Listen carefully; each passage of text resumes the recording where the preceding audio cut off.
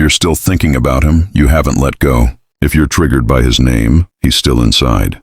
Jung said, "We don't let go, we displace." And as long as you believe time will heal everything, you're wasting years. In part 2, we'll break down how the unconscious holds you to the past, how to let go even if your heart is still tight, and how to rewrite your story not through force, but through awareness. This is not motivation, it's instruction. What comes next is more powerful. What's next is about you. But the deepest illusion holding us in emotional attachment is the belief that someone else is obligated to complete within us what we cannot give ourselves. We feel like we had more than love with that person, that we were understood without words, that we met for a reason, that there won't be a second one like it. These are narratives created not by love, but by hunger. And the longer we live in them, the stronger the internal deficit grows, which, contrary to expectations, is not filled even by the return of the object of love. Because it's not about him, it's about the emptiness that we refuse to explore. And this is where the hard part begins, because giving up illusions doesn't mean becoming cold, rational, and cynical. It means learning to experience everything that has been displaced: disappointment, anger, feelings of deception, shame, humiliation, loneliness. It is at this point that a person can truly meet himself for the first time, not with the image he has been carrying, but with a real, vulnerable, living person who wants to be loved, but not at the cost of his integrity. Often at this stage, regression, a return to old emotional patterns, begins. For example, a person starts looking again for signs that his ex or ex is signaling, posting a song with a hint, writing something with double meaning in stories, appearing in the same places. Thoughts cling to the slightest hooks. What if it's a sign? What if it's still possible to return? This is where the archetype of the inner savior, that part of the psyche that wants to make things right, to earn love, to prove that he or she is still worthy, comes into play. It's a trap. Because in reality, these signals most often mean nothing. Moreover, even if they mean something, it doesn't negate the main point.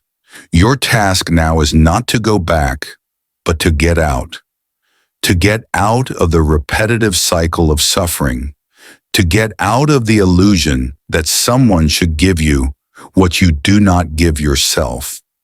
At this point, it becomes critical not to trust all your thoughts, because many of them are driven by fear and survival programs. They sound convincing. You won't find anyone else. You're not good enough. You've lost everything important. But that's not the truth. It's just the voice of the part of you that's afraid of change. The part that is afraid of loneliness, of the unknown, of silence. It's important to be able to separate that voice from the real you. Because the real you is not fear. The real you is the one who is able to move through the pain and come out different. This is where true transformation begins, not in comfort, not in promises of new love, but in the courage to face the emptiness and not turn away. The next key to liberation is to change the focus from "why did he, she do that?" to "why did I agree to it?" It's not about blame, it's about power. As long as we blame the other person, we are the victim. As soon as we start questioning ourselves, we are the subject. We take responsibility for our part of the story. It's painful, but it's what gives us the power to change the script. For example, we can ask ourselves, why did I turn a blind eye to the alarm bells? Why did I tolerate indifference, coldness, rejection? What in me prevented me from leaving earlier? The answers can be tough. fear of being alone, hope that the person will change, belief that love is suffering. But it's answers like these that help uncover the real causes of pain and begin to work with them. Jung said that a person can only change his life when he becomes a conscious participant in his shadow. And in the context of emotional detachment, the shadow is everything we don't want to see in ourselves. Addiction, weakness, resentment, jealousy, powerlessness. We project them onto the other, thinking, he ruined me, she used me. But honesty requires admitting, we have allowed destruction too. We stayed when we should have left. We stayed silent when we needed to speak. We hoped when everything was long dead. It's hard to admit this, but it is only through this admission that we step out of the role of victim. Because a victim can't heal, they're waiting to be rescued. But the unsub can do anything, can change, can learn, can walk away and choose differently. Another deep trap is the confusion between love and suffering, especially if as a child one is used to love being associated with pain. Cold parents, unpredictable behavior, insecurity. Then a connection is unconsciously formed. If it hurts, it means it is important. If it pulls, it means that not all is lost. If it's hard, it's fate. This is the most dangerous myth because it makes suffering justified, even romanticized. But it's not love. It's a habit of emotional pain that becomes familiar and therefore desirable. And here we need a very clear internal boundary. I don't choose suffering anymore. I choose me. But despite understanding, despite being honest and recognizing your own share of responsibility, there can still be a feeling of emptiness in your soul. This is normal. Emotional detachment is not an instantaneous operation, but a process similar to skin peeling. The old personality is gradually leaving, while the new one has not yet formed. And in this vulnerability, a person is easily tempted to return to the old, to the familiar, especially in the evenings, especially when silence comes.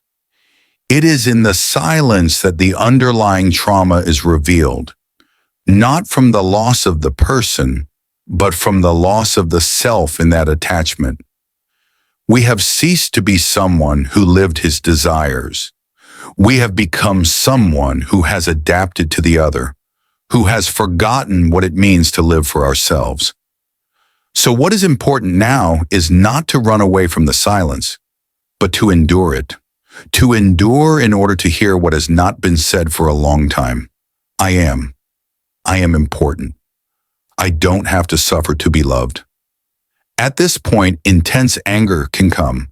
Anger at yourself, at another, at life, at God. And this is not a mistake.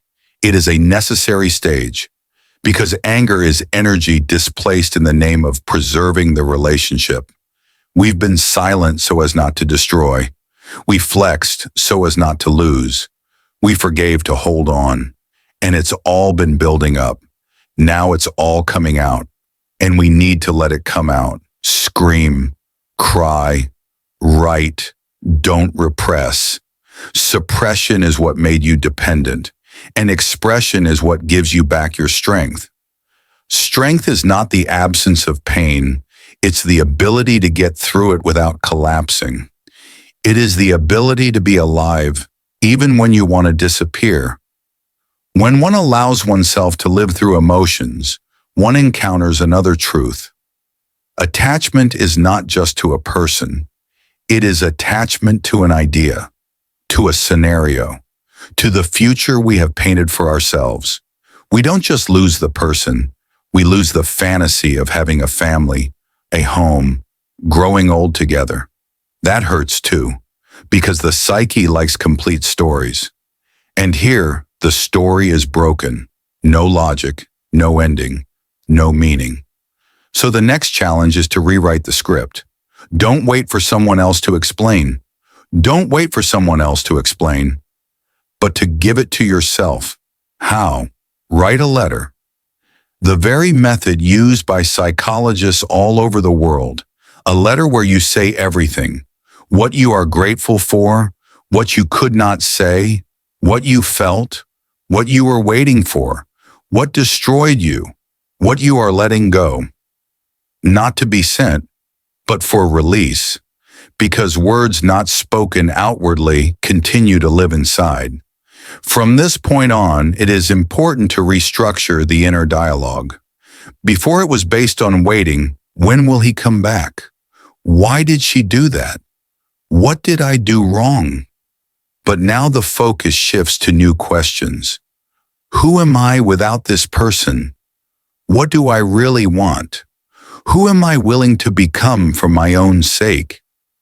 These questions don't always provide a quick answer, but they set a new direction, and in that direction, growth begins. You begin to taste life again.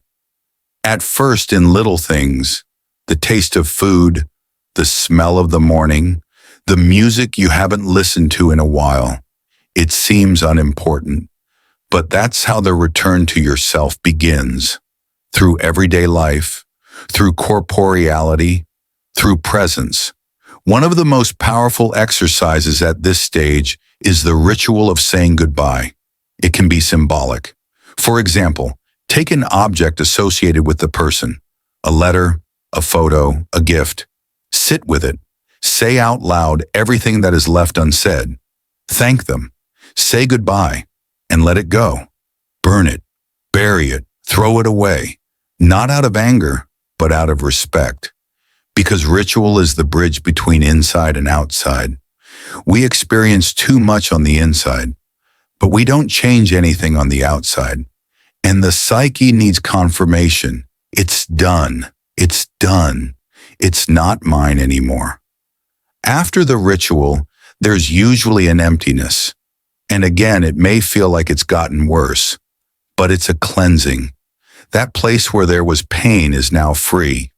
And it's important not to fill it with a new one, not to rush into a new relationship to forget the old one, not to be distracted by work so you don't feel, but to stay in that empty space, because in it, a new identity is born. You are no longer who you were, but you don't know who you are now. And this is the most creative moment of life, because now you are free to choose. Not out of inertia, not out of habit, but consciously. Here comes another important task, to rebuild the image of love. Because if in the past love was pain, dependence, sacrifice, the subconscious mind will avoid it. Or on the contrary, it will look for the same pain again. We need to redefine, what is love for me? Is it acceptance? Is it freedom, joy, growth, silence, respect? Make your list and keep it close by. Every time you fall in love again, check it off. It's not control, it's self-care. Because without that reassessment, many at this point begin to help others. Not out of mission, not out of duty, but because they can't do otherwise. You begin to share, writing, talking, listening, because your pain has been transformed into wisdom, and now you are a conduit. Something greater is flowing through you. It's not pride, it is service. It's a natural extension of the path. Because true growth always turns to generosity. You no longer have to hold on to knowledge, you give. And the more you give, the more comes. Because that's the way the universe works. Whatever flows, lives. Everything that stagnates, dies. So you stand in front of a mirror. You look. You see the wrinkles, the tears, the fire in your eyes. And suddenly you realize you're beautiful. Not by standards, not by filters. You're real. Because you have a story. You have a path. You have a light. And that light is not bought, not given, not extracted from the outside. It comes from within, from the depths, from places where few people look. But you did, and now you shine, quietly, deeply, confident. That's self-love, not selfishness, not narcissism. It's respect, caring, acceptance, compassion. When you allow yourself to be, without conditions, without masks, without expectations. And when you accept yourself in this way, you begin to accept others as well. Not to save, not to remake, not to evaluate, just to be there for them. That's mature love, the one you've dreamed of, the one you look for in everyone, and you found it in yourself. And in this state, reality suddenly begins to change. People who were difficult before become a mirror. You see their pain, their fear, their powerlessness. But now it doesn't stick, because you have an anchor in you, an inner center. And if someone disappears, you don't collapse. If someone betrays you, you don't die. If someone does not choose you, you are not devalued. Because your value is not in the external, it's on the inside. And that is liberating. It makes you unshakable, not cold, but steady, deep, secure to yourself. Now you are no longer looking for relationship as salvation. You're looking for relationship as expansion, where two wholes come together, not out of need, but out of abundance, where each grows, where there is freedom, where there is truth, where there is tenderness. And if that kind of relationship doesn't come, you don't suffer. You wait, calmly, with love, because you know it's better to be alone in wholeness than alone in dependence. That's not hubris. It's maturity. It's self-love that sets boundaries. And within those boundaries is life, not chaos, but order, not control. It's clarity. You begin to say no without making excuses. You begin to say yes without fear of being vulnerable. You begin to express feelings, not for a reaction, but for honesty. You begin to listen, not to respond, but to understand. These are all signs that you are no longer living in the old script, the scripts of pain, of need, of fear. You are living out of strength, out of peace, out of love, and you can see it. It is heard. You can feel it. And then the day comes when you happen to meet the right person, maybe in the city, maybe in a memory, maybe in a dream, and it doesn't hurt anymore.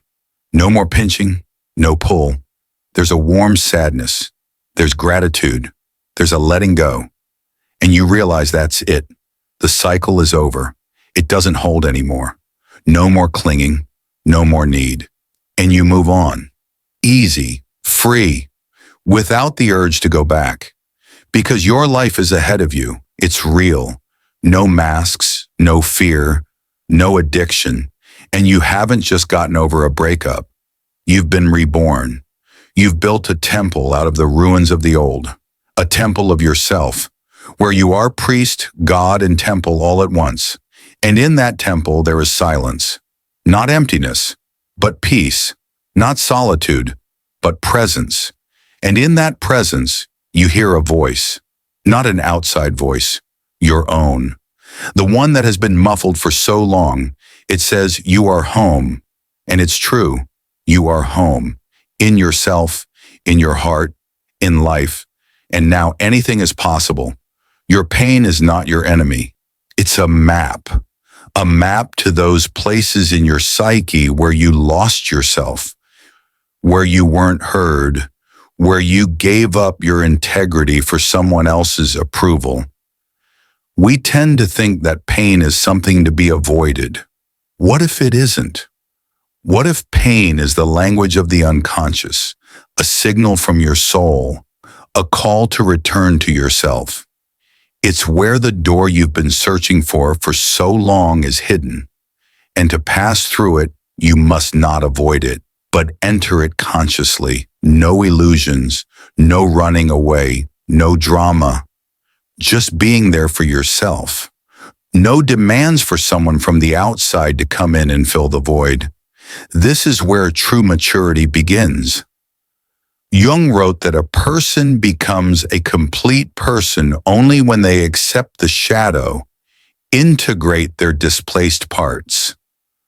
When you stop rejecting pain, loneliness, jealousy, fear of not being needed by anyone, and see it not as it means recognizing this was important. It was part of my journey, and now I'm moving on. It is gratitude that closes the loop. It is what turns pain into experience, and experience into wisdom. And when you close the door, not with hate, not with drama, but with respect, you free not only yourself, but the other person. You stop being held hostage to your projection. For more often than not, you cling not to the person themselves, but to what they symbolized. That part of yourself that you saw in him. That hope that someone has finally filled the void. But it's an illusion. No one can fill your void but yourself. And when you start coming back to yourself, step by step, honestly, patiently, that emptiness stops being scary. It becomes your inner space, your silence, your home. It is in it that new meanings are born. It is in it that you find your depth. It's scary at first, but then peace comes, quiet as breathing, steady as the roots of a tree. And in that peace you realize you no longer need to hold on to the past. It's gone. It gave you what it had to give. And now there's another chapter. You are no longer the same person you were at the beginning of this story. You've grown deeper. You've learned to stand on your own 2 feet. You know it's okay to fall, and it's okay, because you know how to get up. You've developed a foothold within yourself, not on someone else, not on promises. It's reality, who you've become. That's growing up. This is self-love, not as a buzzword, but as a quiet, steady presence. You're there for yourself, and you don't go anywhere, even when it hurts, even when it feels like running away. You choose to stay because you've realized that everything you were looking for in others was in you long ago. The point is to return to yourself, and it's in that return that true freedom begins, not the kind that comes with fleeting relief or superficial letting go, but the kind that takes root in your body, in your soul, in your breath. You no longer need someone outside of you to validate your worth. You don't depend on a look, an answer, an acknowledgement. Everything you need is already inside. It's not a slogan. It's the result of inner work. You have lived the pain. You've allowed yourself to grieve. You have seen your shadow, and you have not turned away. You are no longer looking for salvation. You have become your own guide. It is then that you can meet another person, not out of emptiness, but out of wholeness. Not to cover your holes, but to share what you already have. Not for compensation, but for genuine connection. Because you know how to be alone. Because you know how to be with yourself. Because you've learned to love not for, but with. Without control. Without clinging. No safety net. Only at this point does mature love emerge. The kind that Jung wrote about. The union not of 2 halves, but of 2 wholenesses. And that's impossible without letting go. Without completion. Without an inner yes to yourself. You don't lose, you transform. You don't give up love, you give up illusion. From expectations. From the unconscious contracts that have kept you from being yourself. This is the path of individuation, the path to your own depth, your own truth, your own self. You stop being a reaction. You become the author, the master of your life. And then it doesn't matter who left, who stayed, who understood, and who didn't. What matters is that you have chosen yourself.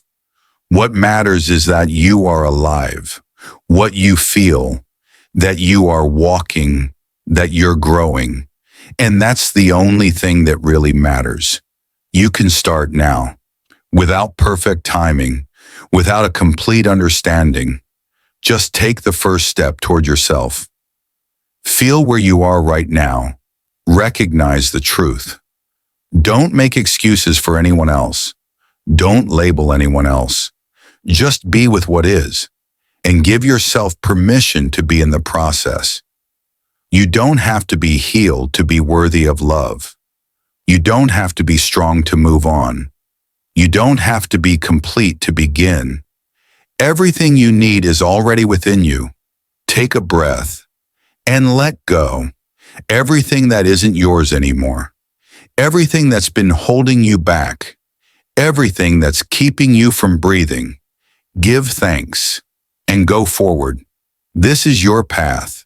It's unlike any other. And that's the beauty of it. You can do it because you've already started, because you're already here, because you chose not to run away, but to meet, not to forget, but to realize, not to cling, but to feel, because you are alive, which means anything is possible. When you let go of what is no longer with you, your arms become free to embrace life, which has been waiting outside the door all along. Don't be afraid of the void. It's not the end. It is the beginning. If these words resonated, sign up. And if someone popped into your head who is still holding on to the illusion, share this video with them. Sometimes one word can save someone's soul. When you let go of what is no longer with you, your arms become free to embrace life, which has been waiting outside the door all along. Don't be afraid of the void. It's not the end. It is the beginning. If these words resonated, sign up. And if someone popped into your head who is still holding on to the illusion, share this video with them. Sometimes one word can save someone's soul.